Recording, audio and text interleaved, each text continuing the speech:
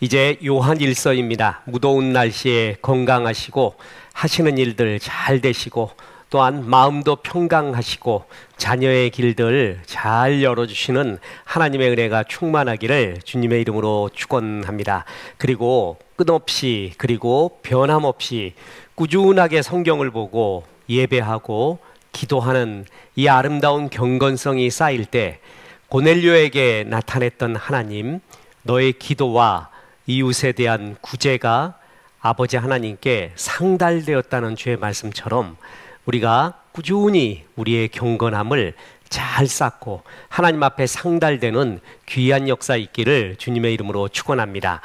요한 1서는 이단에 직면한 성도들에게 진리를 옳게 세우고 성도들이 영생을 소유하고 있음을 전해주는 사도 요한의 서신서입니다. 성도들에게 이단을 조심하라. 그리고 너희는 이미 영생을 소유하고 있다. 그 자부심, 그 행복 속에 살라고 하는 권면이 여기에 담겨 있습니다. 요한일서의 기록자는 성육신하신 예수님을 직접 경험했다고 서신 앞부분에 기록한 사도 요한이라고 우리 모두 추정하고 있습니다. 요한일서는 서신이지만 다른 신약의 서신들과는 달리 서신을 보낸 장소, 대상이 나와 있지 않습니다. 그럼 쉽게 말해서 우리 모두에게 주는 하나님의 말씀이라고 볼 수 있습니다. 그리고 그것의 중요한 주제는 너희가 영생을 소유하고 있다라는 것입니다. 그 자부심, 그리고 그 행복, 그리고 그 사랑에 감격하며 빚진 자의 마음으로 살아가라라는 것입니다.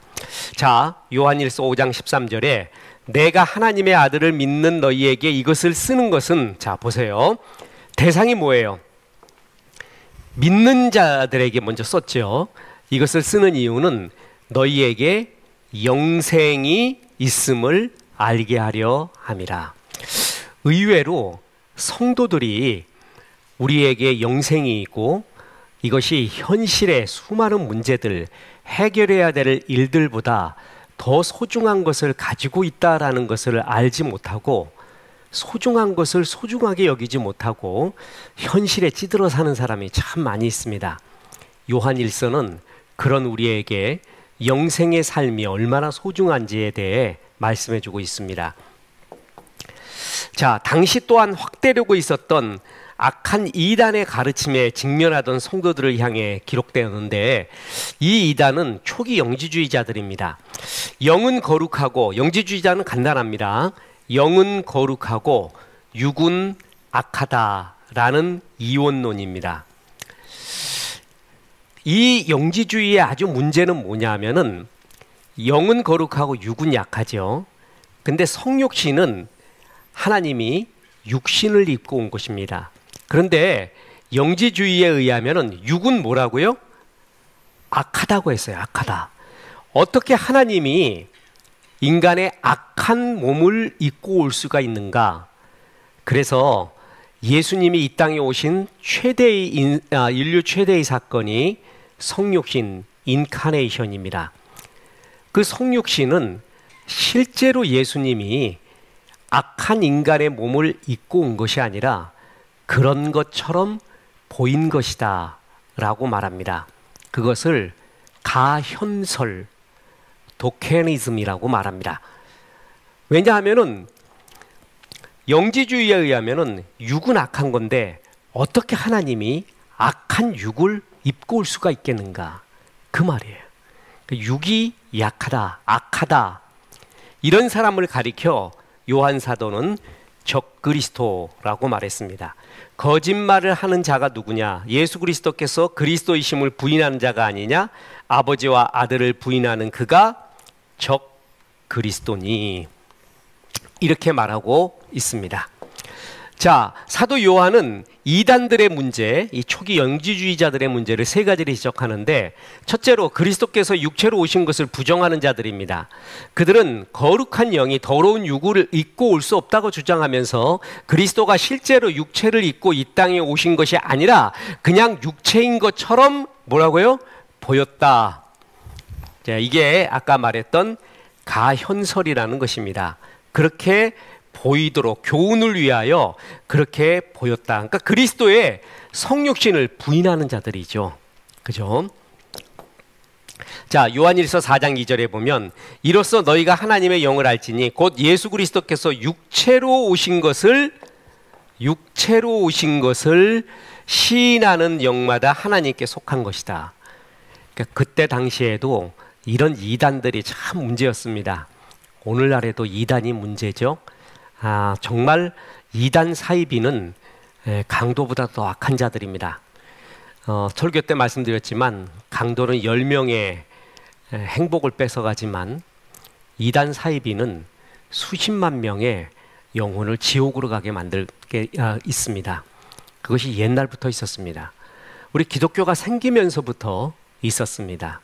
이런 거짓 복음에 바울뿐만이 아니라 요한까지도 나타나서 이런 것들을 따르지 마라 라고 말합니다. 그러면서 요한이 강조하는 것은 뭐냐면 예수님이 육체로 오는 것을 부인하면 그것은 적그리스도다.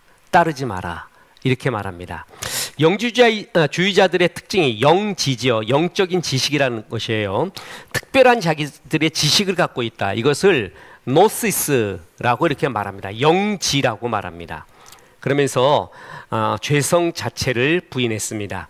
육체는 어차피 악한 것이기 때문에 어떻게 살아도 상관없다고 생각하면서 죄를 심각하게 여기지 않았습니다. 자, 육은 나쁜 거야. 썩어지고 없어져. 그러니까 육은 망가져도 돼. 극단적으로 그렇게 말하고 있습니다. 그리고 이런 이단, 영지주의자들의 특징이 자기들은 특별한 영적인 지식을 갖고 있다고 하죠. 이게 영적인 교만입니다. 우리도요.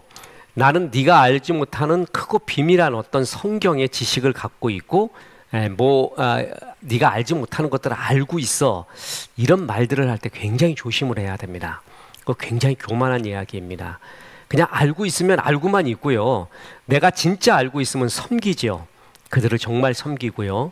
성경을 많이 하면 알수록 내가 죄 많은 인간이구나. 죄성이 많구나라는 것을 깨닫는 것이지 그것을 갖고 성경 지식을 가지고 또한 영적인 어떤 은사를 가지고 사람들을 지배하려고 한다던가 아니면 영적인 우위에 있다라는 것을 보여주려는 듯한 모습, 그것은 영적인 교만입니다.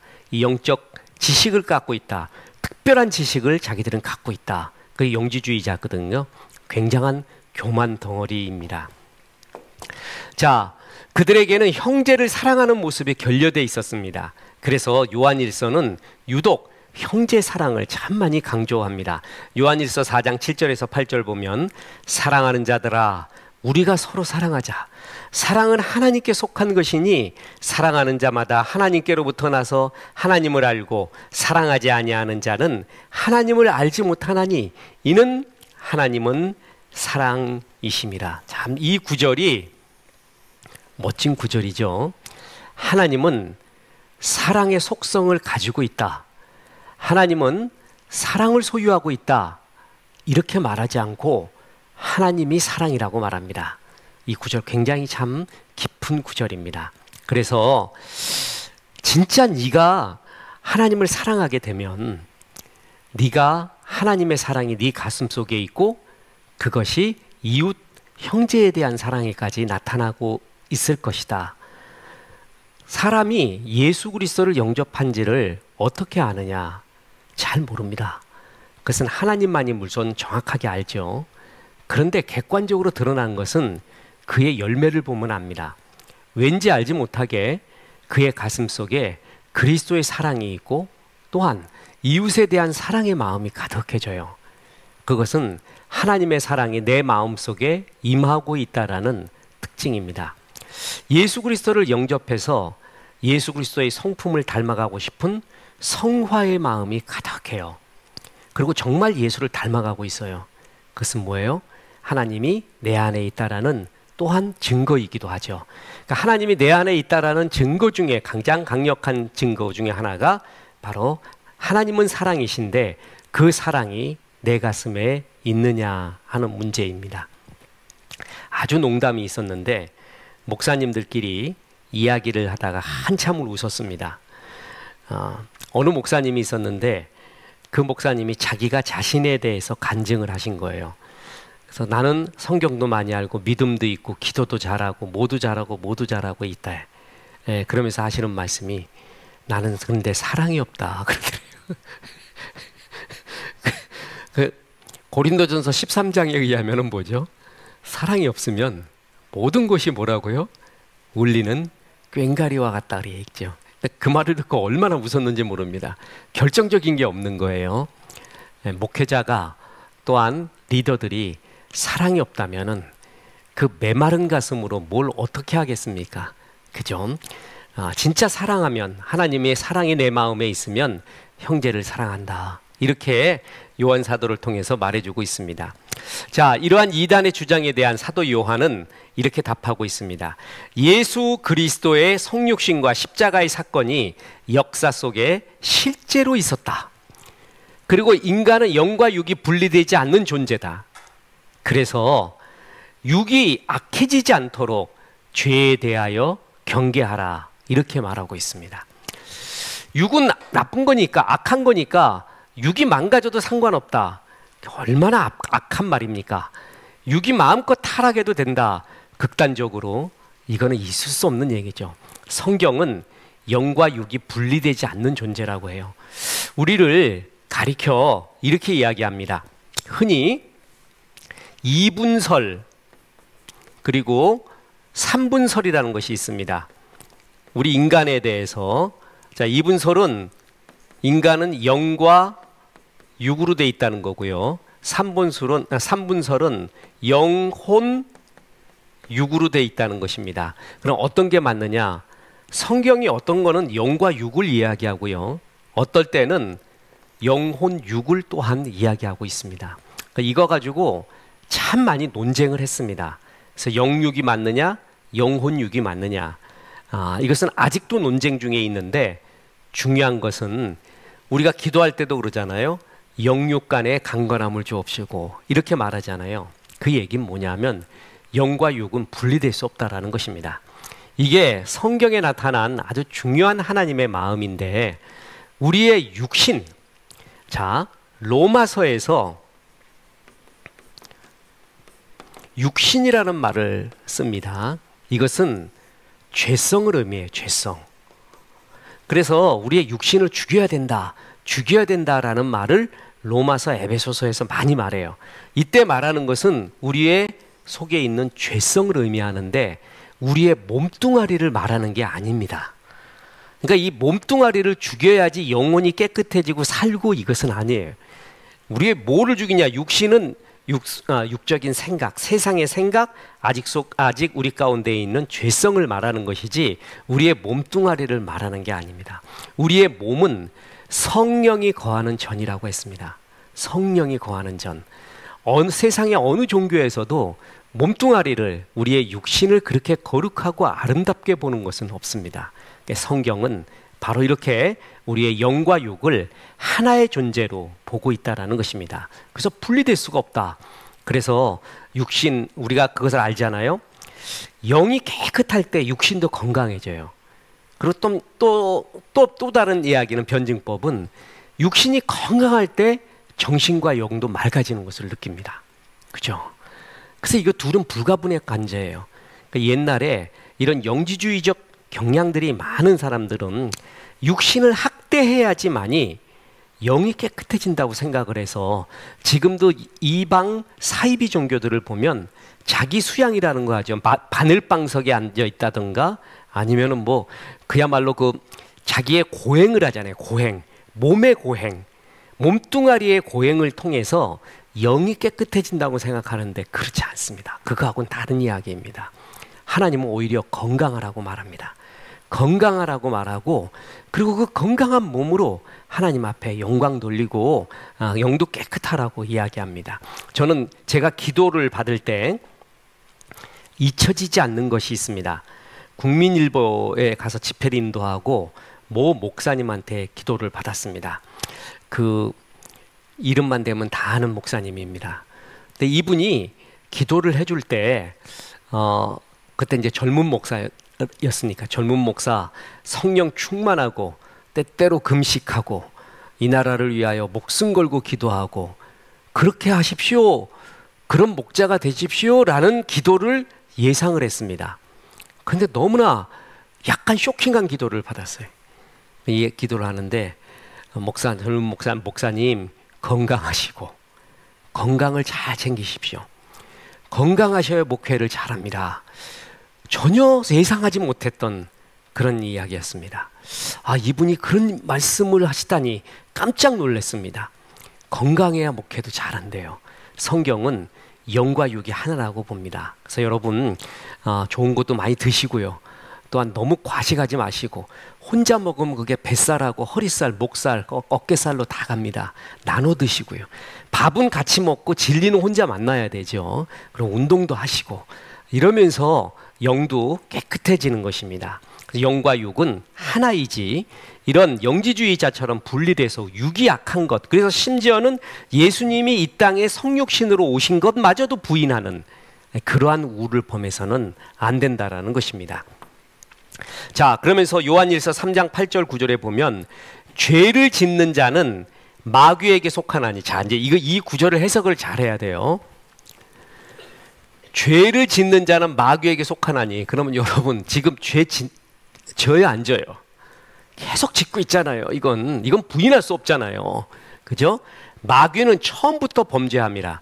하나님의 아들이 나타나신 것은 마귀의 일을 멸하려 하심이라. 또 이 구절을 가지고 이단들이 자꾸 예수님이 이 땅에 오신 것은 귀신 쫓고 그냥 그러는 것이다, 이것만 또 강조해요. 성경 한 부분만 봤을 때 이야기죠.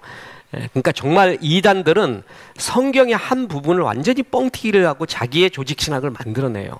성경 전체를 알고 있어야 그런 것들에 대해 빠지지를 않죠. 마귀의 일을 멸하려 함이에요. 근데 마귀의 일을 멸하려 하는 것이 꼭 귀신 쫓는 것만 마귀의 일을 멸하는 겁니까?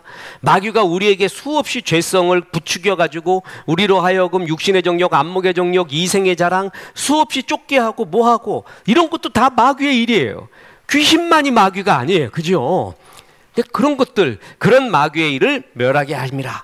하나님께로, 자 보세요, 하나님께로 난 자마다 죄를 짓지 아니하나니 이는 하나님의 씨가 그의 속에 거하며 그도 범죄하지 못하는 것은 하나님께로부터 났음이라. 아니, 이 구절을 보면 우리는 가능성이 없어요.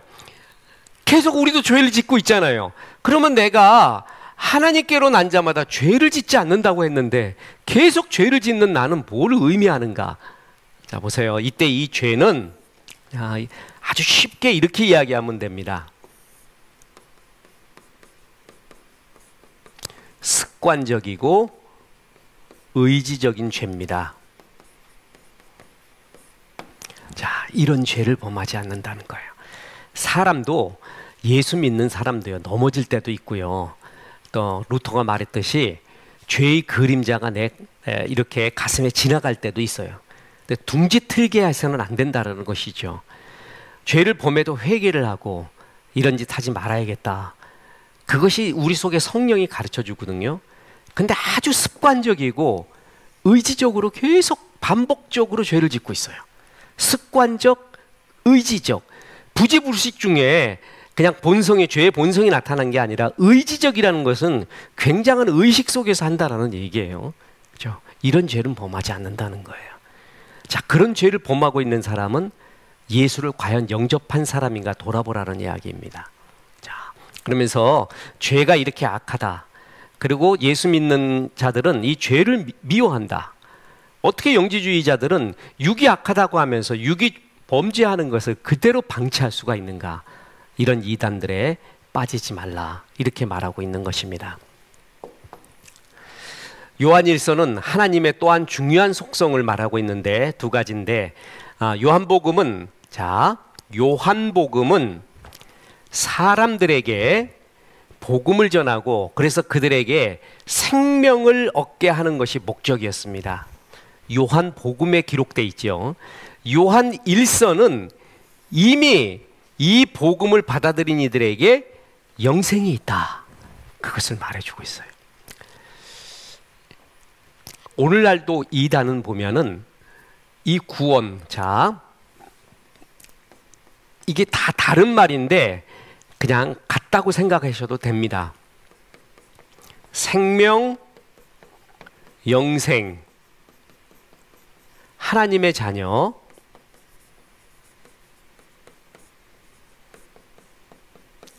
의인, 의롭다 하심이죠. 천국, 이게 다 그냥 같은 말이에요. 같은 뉘앙스의 말이에요. 그러니까 너희에게 이것이 있다. 그런데 이단들은 이런 구원을 뺏기고 또한 구원을 얻은 자들에게 갖고 있는 그 영생과 하나님과의 친밀함을 자꾸 금가게 만듭니다. 그래서 겁을 주죠. 또다시 지옥 간다. 죄범한 또다시 지옥 간다. 예수 그리스도가 없고 자기의 행위로 말미암아 행위가 잘못됐을 때 지옥 간다라는 말들을 많이 합니다. 기도도 많이 안 할 때, 예배도 안 드릴 때, 11조도 안 내고 헌신도 하지 않을 때 넌 지옥 간다고까지 표현을 합니다. 잘못됐습니다. 그것은 구원이 내 행위에 있다라는 이야기이죠. 그죠? 구원은 예수 그리스도를 영접했느냐 안 했느냐 거기에 있고, 예수 그리스도를 구주와 주님으로 영접한 사람은 이미 뭐가 있다고요? 영생이 있는 것입니다. 그 영생을 소유하기 위하여 노력하는 것이 아니에요. 이미 있어요. 이미 있고 그것을 감사하면서 영생을 소유한 기쁨을 누리며 영생을 소유한 사람답게 산다라는 것이지, 성화를 이룬다는 것이지 영생을 얻기 위하여 지금 노력하고 있다라는 것이 아니라는 것입니다. 그죠? 요한일서에서는 복음과 생명을 확정해 주기 위하여 크게 두 가지 하나님 속성에 이제 이렇게 집중하고 있습니다. 첫째는 하나님의 속성은 빛이라고 이야기하고 있습니다. 자, 이게 아주 참 중요하죠. 요한일서 1장 5절에 우리가 그에게서 듣고 너희에게 전하는 소식은 이것이니 곧 하나님은 빛이시니라. 그에게는 어둠이 조금도 없으시다는 것이니라. 자, 빛의 반대는 어둠이죠. 누구나 어둠이 있어요. 그죠? 그 어둠을 이길 수 있는 것은 빛밖에 없습니다. 누구나 어둠 속에 거하려고 하고 있어요. 어둠의 세력이 우리 가운데 틈타서 우리의 얼굴이 어둡고 삶이 어둡고 마음이 어둡고 그러는 경우가 많이 있습니다. 이 어둠을 이길 수 있는 것은 빛밖에 없습니다. 빛을 많이 받아야 됩니다. 빛, 하나님의 은혜의 빛, 영광의 빛, 영광의 찬송과 예배와 기도 속에서 자꾸 빛을 받는 거예요. 그게 어둠을 이길 수 있는 유일한 방법입니다. 하나님이 뭐라고요? 빛이시라. 하나님은 빛이시라. 그러니까 하나님을 가까이 할수록 내 속에 어둠이 없어지고 빛이 가까이 있는 거예요. 그래서 성경은 근접의 원리, 가까이함의 원리라고 했죠. 우리 보고 능력이 많아져라 라고 말하면 부담스러워 죽어요. 근데 능력이 많아지는 것이 아니라 하나님께 그저 가까이 오라고 말해요.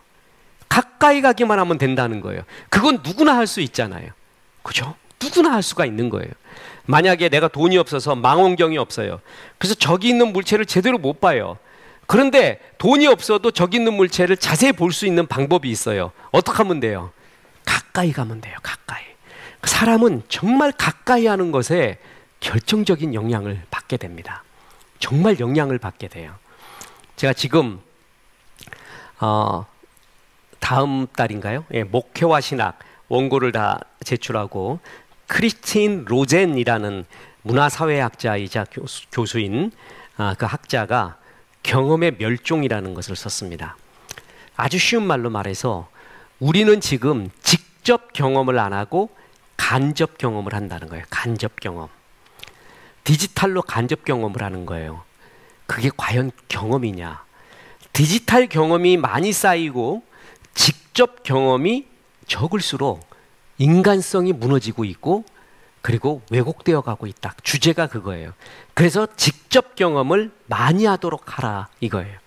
그래서 그 원고를 다 써주고 난 다음에 아내한테 줬고 이제 오탈자 한번 좀 보고 좀 이야기하라 했더니 다 읽더니 참 잘 썼대. 자기가 참 존중하고 좋아하는 한병철이라는 교수 있어요. 그 지금 독일의 철학과 교수지요. 그 교수의 글 같대. 그러면서 이 얘기가 꼭 당신 얘기 같대.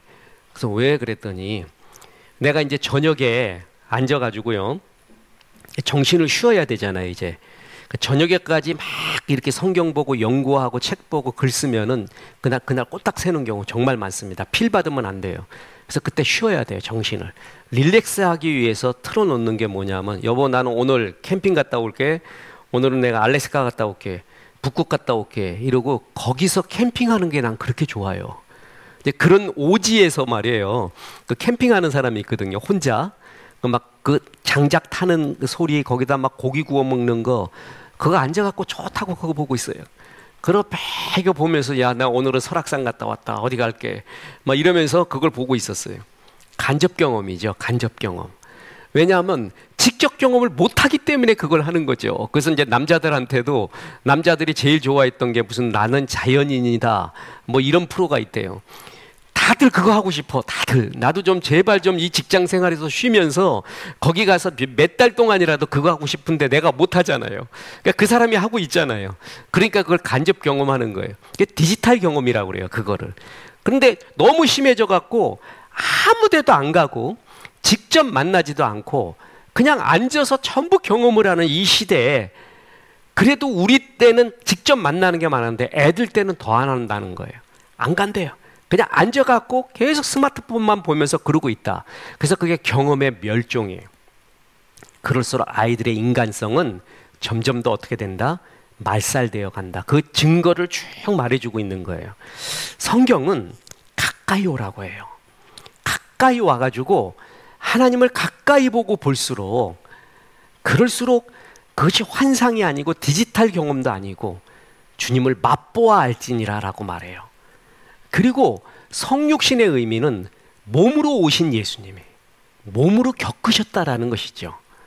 그런데 영지주의자들은 자꾸 이렇게 육신이 약하다고 하면서 육으로 하나님께 가까이 하는 것을 굉장히 꺼려하고 그것이 악하다고까지 말해요. 그 결과 뭐예요? 점점 어둠 속으로 들어가고 있다는 거예요. 하나님을 가까이 하는 거예요. 오늘도 예배를 하면서 같이 예배를 드리고 있잖아요. 몸으로 드리고 있는 거예요. 이게 가까이 하는 거예요. 이렇게 할수록 예수의 빛을, 하나님의 빛을 나한테 많이 받게 된다는 것입니다. 어두운 사람들은 빛을 받는 수밖에 없습니다. 끝없이 빛을 받아야 돼요. 그러면 그 빛이 반사되면서 하나님의 은혜가 임하게 됩니다. 자, 또한 하나님의 속성은 사랑이라고 말합니다. 요한일서 4장 8절에 사랑하지 아니하는 자는 하나님을 알지 못하나니 이는 하나님은 사랑이심이라. 자, 사랑이다. 우리가 하나님의 자녀인지 아닌지 서로 다 주장하는 것도 다르고 영접했다고도 하는데, 그러면 알 수가 없어요. 알 수가. 그죠? 근데 알 수 있는 방법이 여러 가지가 있어요. 그 중에 하나가 사랑이 있는가를 보는 거예요. 그게 요한일서에 나온 주제입니다. 아까 그 조크로 어느 목사님 얘기해 줬잖아요. 다 있는데 이분이 사랑이 없어요. 사랑만 없대. 그래서 사람들이 자기를 다 싫어하더래. 자기를 다 싫어하고 자기가 목회를 그만둘 수밖에 없었대요. 다른 걸 다 갖고 있는데. 너무 웃긴 얘기 아니에요? 결정적인 것. 저 사람이 정말 하나님의 자녀다라는 것은 사랑이 있는가, 그것을 보면 많이 합니다. 그리고 그 사랑의 속성이 고린도전서에 나오고 성경 전체에 나오죠. 사랑이 있으면 참을 줄 알아요. 기다리고요. 어떻게든 기다려보고 좋게 보려고 하고 여러 가지가 있습니다. 그게 사랑의 속성이죠. 그죠? 하나님은 사랑이다. 너희 속에 사랑이 있는가를 봐라. 그 사랑이 너희를 살리고 이웃을 살린다라는 것입니다. 그리고 이제 하나님의 사랑의 표현이 십자가에 대한 반응으로 우리도 하나님을 사랑하고 이웃을 사랑해야 한다고 말합니다. 그래서 하나님을 사랑하노라 하면서 네 형제를 사랑하지 못하면 그것이 과연 네가 정말 하나님을 사랑하는 것이겠느냐. 요한복음은 계명을 지킬 때 사랑하는 것이래요. 그게 하나님이 원하는 사랑이래요. 요한일서는 형제를 사랑할 때 그 하나님을 사랑하는 길이라고 합니다. 사랑이 뭐냐 하면은 구체성이 있어야 돼요. 그리고 동사가 있어야 되는 것이죠.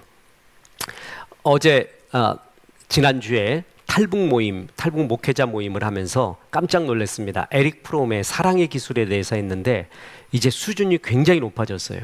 질문하는 거나 발표하는 것이 이제 몇 년 했더니 수준이 이렇게 높아졌구나. 비평도 할 줄 알고 취사 선택도 할 줄 알고 질문을 하는데도 이루 말할 수가 없어요. 그래서 내가 물어봤어요. 이 사랑이라는 말이 자기는 남한에 와서 제일 어색한 말이었대요. 북한에선 사랑이라는 말이 없대요. 오직 사랑은 김일성 부자에게만 하는 거래요.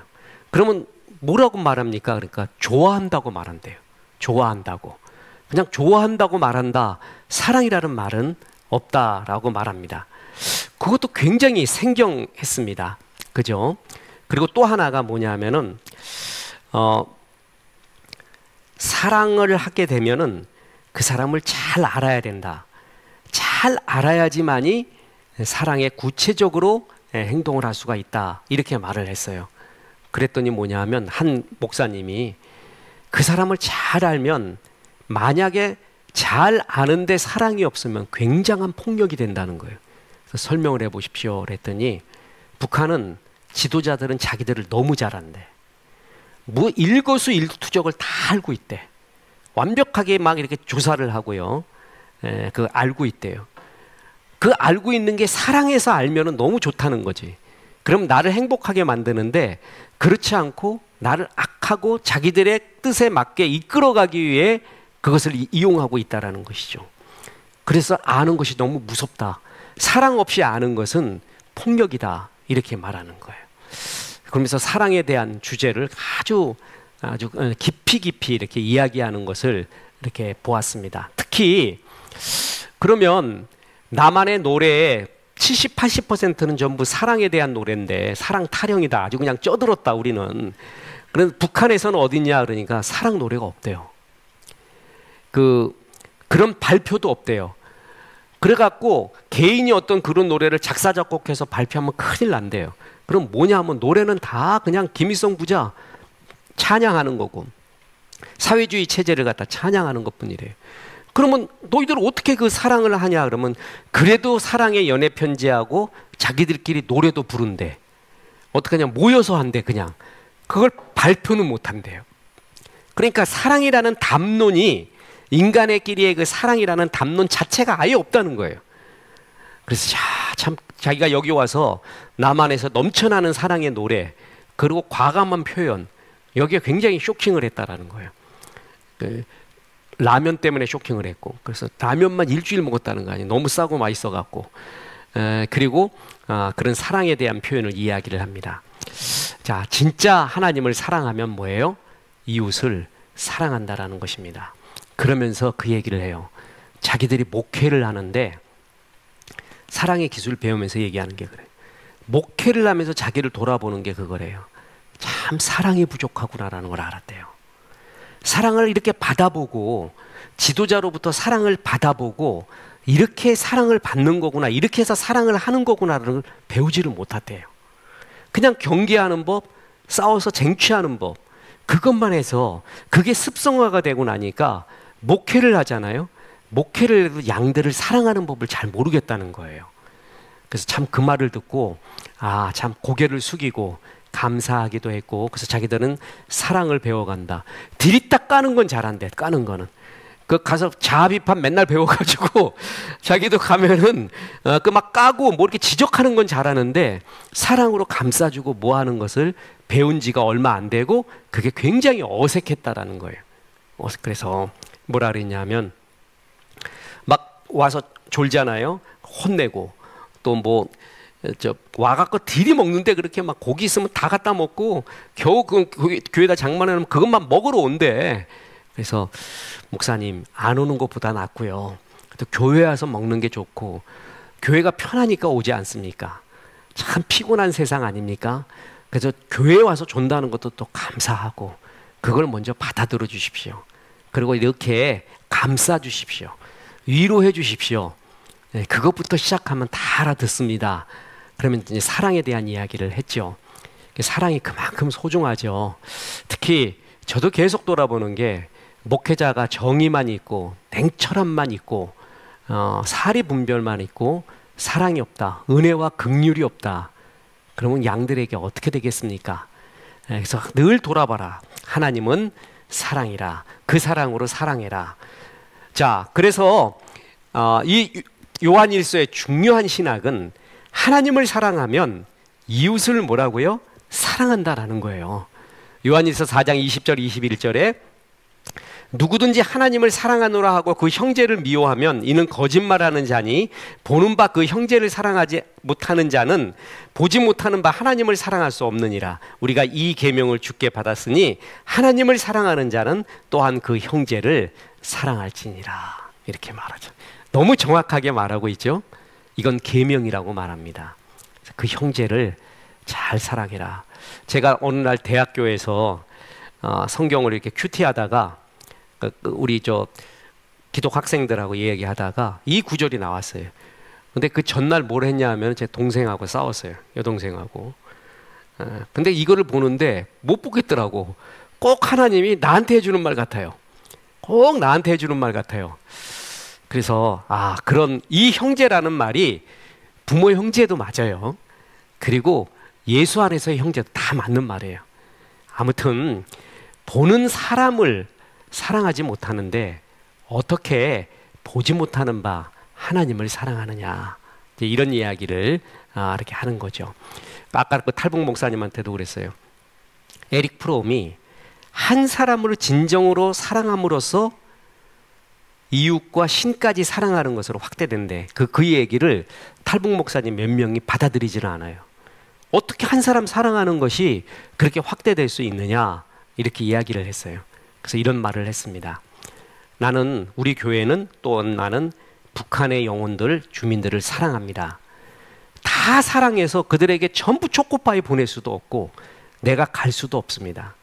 그들을 사랑하기 때문에 지금 당신들을 여기에 모아놓고 후원하고 스터디를 하면서 당신들을 사랑하고 섬기면서 북한 주민 전체를 섬기는 것입니다. 그렇게 얘기했죠. 마더 테레사가 인류를 사랑했지만 인류 사랑한다고 아무것도 못해요. 인류를 사랑하기 위해서 인도의 빈민가로 들어가서 빈민가에 대한 사랑을 통해 인류를 사랑하는 것으로 보게 되었습니다. 그리고 당신들은 그 양들, 지금 맡겨둔 양들을 사랑함으로써 전체 영혼, 북한의 영혼을 사랑하는 그 모습이 아닙니까? 한 사람을, 형제를 사랑하면서 하나님의 사랑을 확대해 나가는 것입니다. 이렇게 표현을 썼죠. 그리고 이 구절을 이야기해 줬습니다. 자, 그래서 하나님을 사랑하는 자는 이웃을 사랑합니다. 분리되지 않는다라는 것이죠. 하나님을 사랑하면 또한 말씀을 지키는 것입니다. 자, 이 구절이 참 멋진 구절인데요. 요한일서 5장 3절에 하나님을 사랑하는 것은 이것이니 우리가 그의 계명들을 지키는 것이라. 그의 계명들은 무거운 것이 아니로다. 자, 이 구절이 있어요. 우리는 하나님의 계명이 굉장히 무거워요. 그런데 요한 사도를 통해서 주님이 주신 말씀은 계명이 무겁지가 않대요. 이게 과연 그럴 수 있을까? 여러분, 그 계명, 하나님이 하라 하지 말라는 것이 굉장히 무겁잖아요. 어떨 땐 벅차고 말이에요. 그런데 무거운 것이 아니라고 하면서 하나님을 사랑하는 것은 계명을 지키는 거래요. 요한 복음에도 그랬어요. 하나님을 사랑하면 그의 계명을 지킬지니. 하나님을 사랑하지 않으면 말씀을 지키지 않아요. 그러니까 하나님 사랑하는 것을 요한 사도는 뭐라고 봤냐 하면 그의 말씀을 지키는가 안 지키는가를 보면 알 수가 있다는 거 이야기하고 있습니다. 그러니까 하나님 사랑하지 않는 사람은 아예 말씀이 속에 없습니다. 말씀을 알려고도 안 하고 말씀에 대한 궁금증과 호기심과 갈망이 아예 없습니다. 그러니까 그걸 보면 저 사람은 성령이 그 안에 있는가 없는가 그것을 느낄 수가 있어요. 아예 자연인, 지나가는 사람은 하나님 말씀 아예 관심도 없습니다. 무슨 말을 했는지도 관심이 없잖아요. 그리고 마음에 두려고도 하지 않고. 그런데 정말 예수 그리스도를 영접한 사람은 주의 말씀이 좋습니다. 그래서 그 말씀대로 살아보려고 합니다. 그래서 그 말씀을 지키는 것이 곧 하나님을 사랑하는 길이고, 또한 그의 계명들은 하나님을 사랑하게 되면 무겁지 않다라는 것입니다. 우리가 그냥 간단히 말해서 자녀 사랑할 때 생각해 보세요. 자녀 사랑할 때 시간 주고 돈 주고 몸 주고 마음 주고 애 주고 다 줘요. 그죠? 그런데 그걸 아깝다고 생각하지 않아요. 근데 남들한테 그거 하라면 아까워 죽어요. 무거워 죽어요. 근데 사랑하는 자녀한테 한다면 전혀 무겁지가 않아요. 그냥 신나게 하고 있어요. 그죠? 무거운 것이 아니에요. 왜 그러냐 하면 사랑하기 때문에. 사랑하기 때문에 그에게 하라 하지 말라는 그것이 그렇게 가볍고 좋을 수가 없다라는 거예요. 하나님 사랑하면 그의 계명이 무거운 것이 아니로다, 이렇게 말합니다. 제가 방송 했었을 때 그때 얘기했죠. 어떤 미용실에서 일하신다는 그 성도 한 분이 전화가 왔었습니다. 그러면서 제가 그때 설교가 뭐냐면 그 복채 내지 말고 헌금 내라 이거였어요. 헌금과 복채의 차이, 그걸 설교했었어요. 차이 시리즈로. 그래서 하나님의 은혜에 감사하면서 내는 게 헌금이지, 이걸 냈으니 하나님 나한테 복 주시고 뭘 해주십시오, 마치 점쟁이한테 복채 갖다 주면서 복 빌듯이, 그건 복채지 헌금이 아니다, 그걸 주제로 했거든요. 근데 그걸 듣고 이 미용사가 충격을 받고 전화를 한 거예요. 자기는 제일 행복할 때가 어느 때냐 하면 헌금할 때래요. 그래서 왜 그러니까 자기 믿음 생활한 지가 얼마 안 됐거든요. 그래서 헌금을 다 이렇게 모아가지고 11조하고 헌금 모을 때, 그리고 하나님께 드릴 때 그렇게 좋대. 그리고 이걸 드리면서 꼭 기도한대. 하나님 요번에도 미용 손님 더 많아지게 하고 내 단골도 많아지게 하고 우리 자식 건강하게 해주시고 뭐 해주시고 하고 한대. 그렇게 기도한대. 그걸 드리면서. 아직 어린 믿음이잖아요. 근데 그걸 했대요. 근데 목사님 설교를 들으니까 자기가 헌금 낸 게 아니라 복채 낸 것 같더래. 그래갖고 속을 먹은 거예요, 이 사람이. 그 방송으로 듣다가.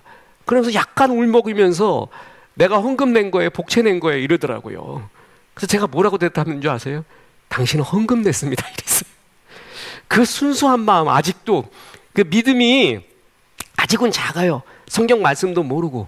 근데 그렇게 좋더래. 하나님 앞에 이사고사 1,000원짜리 모아가 모으고 이래가지고 헌금을 하는 거예요. 그렇게 행복하대요. 그러면서 당연히 믿음이 없고 믿음이 작고 그러니까 하나님께 그래도 언제 기도하겠어? 헌금 낼 때 기도하는 거예요. 헌금 낼 때. 그 상태를 이해해 줘야 되거든요. 그래서 내 잣대로 어떻게 부술 수가 없죠. 그래서 아주 귀한 헌금 내셨습니다. 아유, 그런 기도 하셔야지요.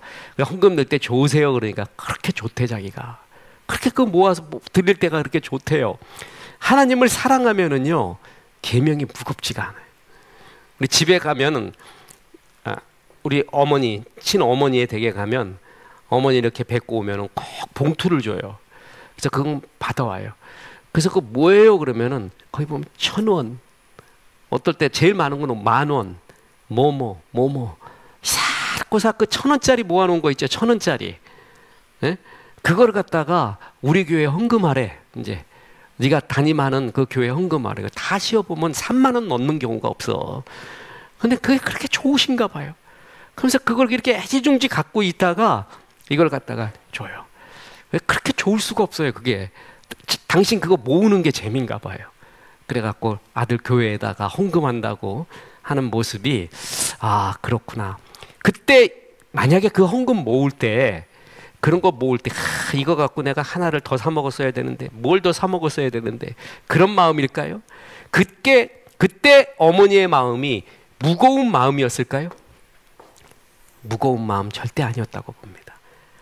아주 가볍고 좋은 마음이에요. 그를 사랑하면 그의 계명들은 무거운 것이 아닙니다.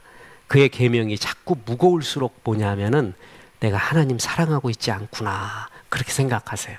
그래서 더욱더 주님을 사랑하기 원합니다. 그 기도를 하시기 바랍니다. 자, 끝으로 사랑은 말과 행위가 같아야 된다. 이것은 요한일서의 아주 중요한 하나님 말씀이죠. 3장 17절 18절에 누가 이 세상의 재물을 가지고 형제의 궁핍함을 보고도 도와줄 마음이 닫으면 하나님의 사랑이 어찌 그 속에 거하겠느냐. 자녀들아, 우리가 아주 유명한 구절이죠. 우리가 말과 혀로만 사랑하지 말고 행함과 진실함으로 하자. 행함과 진실함. 그죠? 사랑하면 진짜 행위가 갑니다. 대개 사람은 영물이기 때문에 저 사람이 날 사랑하는지 안 하는지는 대개 느낄 수가 있습니다. 거의 압니다. 모른다고 저는 느끼지 않습니다. 저는 90% 이상은 안다고 느낍니다. 왜냐하면 모든 것에서 사랑은 새어나옵니다. 눈빛에서 새어나오고요, 얼굴에서 새어나오고, 말에서 새어나오고, 결정적으로 행함과 진실함이 느껴집니다. 사랑의 행함. 사랑하면 반드시 뭘 행하게 돼 있어요. 참 많은 것을 내어주겠죠. 사랑의 특징 중에 하나가 하나님이 세상을 이처럼 사랑하사 독생자를 주셨으니, 동사만 빼면 사랑하사 주셨으니. 사랑하면 자꾸 주고 싶어요. 그죠? 근데 주는 게 무겁지가 않아요. 무겁지가 않고 그렇게 자꾸 주고 싶은 마음, 이런 것들이 있죠. 그리고 그 진실함이 상대편이 느껴지게 되어 있습니다. 상대편이 나를 사랑한다라는 것이 느껴지지 못하게 사랑하는 것은 잘못된 사랑이라고들 말합니다. 대개 사랑의 진짜 중요한 것은 상대편이 그것을 느껴지게 해야 돼요. 진짜 날 사랑하고 있구나. 사랑이 각자 다 체질이 다르고 자라온 환경이 달라서 표현도 다르고 여건도 달라요. 근데 뭘 느끼는 줄 아세요? 그 진실함은 반드시 느껴져요. 투박하지만 그 진실함은 느끼게 돼 있어요. 그걸 오해하지는 않습니다. 반드시 그건 알게 돼 있어요. 그래서 사랑은 행함과 진실함이 정말 중요하다. 이것이 없는 거짓 사랑, 말과 혀로만 하는 것, 그것은 옳지 않다라는 것입니다. 그런데 어떤 목사님이 이걸 갖고 설교를 하는데, 말과 혀로만 사랑하지 말고, 왜 이 말 하는지 알죠? 행함과 진실함이 없이 말과 혀로만 하면 안 된다라는 것을 말하는데, 그 목사님은, 그 미국 목사님이 이렇게 했어요. 사랑하자, 말로 사랑하자, 혀로 사랑하자, 행함으로 사랑하자, 진실함으로 사랑하자. 말과 혀도 되게 중요하다, 이렇게 표현을 하는 거예요. 그러면서 미국에 아주 유명한 마담이 있다고 합니다. 거기도 이제 술 팔고 하는 데서 이 사람이 그렇게 인기가 많대요. 근데 왜 인기가 많냐 하면은 그렇게 위로의 말을 많이 한대. 위로의 말. 따뜻한 말을 많이 한대요. 그리고 딱 사람이 오면은, 단골이나 손님이 오면 기억을 잘하고 있다가 딱 오자마자 바로 칭찬을 해준대요. 칭찬을 해주고 위로를 해주고, 그러고 나서 진짜 우울한 것 같으면 오늘은 내가 쏩니다. 그냥 드시고 가세요. 근데 그 말이 그렇게 따뜻한 말들을 참 많이 하더래요. 그러면서 이제 이 목사님이 그분을 전도해야겠다라는 거예요. 이 사람 전도해갖고 그 은사를 가지고 주의 복음 전하면 얼마나 좋을까, 이렇게 말을 하는데, 그렇게 따뜻한 말을 잘해주고 있다라고 하는 겁니다. 그 게리 호프만 얘기했었죠. 그 사람이 5가지 사랑의 언어, 부부 생활에 대해 평생 연구하다가 방송 활동을 하다가 이제 5가지 사랑의 언어. 사람은 사랑을 느끼는 여러 가지가 있다는 거예요. 그 중에 하나가 뭐냐면 언어. 어떤 사람은 언어를 통해서 많이 느낀대요. 그 사람은 그게 더 굉장히 중요시 여기는 거예요. 이렇게 말과 혀도 사실은 되게 중요합니다. 근데 그것만 있으면 안 되고 뭐가 있어야 된다? 행함과 진실함. 그리고 진실함은 느껴지게 돼 있습니다. 또 행함도 반드시 있어야 됩니다. 그래야 사랑의 열매가 되는 것입니다. 요한은 하나님의 곁에 있었습니다. 그리고 하나님이 육신의 몸을 입고 온 것을 눈으로 목도했습니다. 그리고 보고 만져봤습니다. 분명히 예수님은 몸으로 오셨습니다. 그런데 영지주의자들은 몸은 악하다고 하면서 예수님이 마치 몸으로 오신 것처럼 보였을 뿐이다. 육신은 약하다, 악하다, 이렇게 말합니다. 옳지 않다. 몸으로 오신 것을 보았고, 그렇게 주장하는 자들은 그것은 적그리스도다. 그리고 하나님을 사랑하는 자는 이웃까지 사랑하고 말과 혀뿐만이 아니라 행함과 진실함으로 사랑을 해야 된다. 영지주의자들은 톡톡 튀는 영지 지식과 논리가 있었지만 사랑의 행함이 없었습니다. 요한 1서에서 끝없이 사랑을 말하고 어둠 속에 있는 그대들 빛으로 나와라. 빛은 하나님이신데 하나님의 은혜를 많이 쬐일수록 밝아진다. 빛 가운데 살아라. 너희는 이미 영생을 소유하고 있으니까, 영생을 갖고 있으니까 그 하나님께 가까이 나와라. 가까이 나와 그 빛을 많이 쏘이라라고 말합니다. 이것은 정말 신앙의 정답입니다. 하나님의 은혜의 말씀 많이 쏘이시기 바랍니다. 그래서 내 속에 있는 어두움 다 물러나고 하나님의 영광의 빛이 임하고 하나님의 사랑이 더욱더 충만하여 이웃과 나를 다 사랑하는 귀한 존재 되시기를 주 예수의 이름으로 축원합니다. 기도하겠습니다. 하나님, 금요 성경 아카데미 오늘 요한 1서의 말씀을 통해 우리에게 말씀해 주셔서 감사합니다. 우리 성도님들 지금 여름 안식의 철을 맞아서 산으로 들러 하나님의 자연의 품속에서 안식하고 가족 친지의 사랑을 나누고 있습니다. 건강하게 도와주시고 잘 쉬게 도와주시고 새롭게 되게 도와주시고 다시금 주님을 사랑하는 뜨거운 마음이 불일듯 일어날 수 있도록 인도하여 주옵소서. 하나님은 사랑이시라는 주의 말씀을 가슴에 새깁니다. 주의 사랑이 우리 가운데 넘쳐나게 도와 주옵소서. 예수님의 이름으로 기도합니다. 아멘.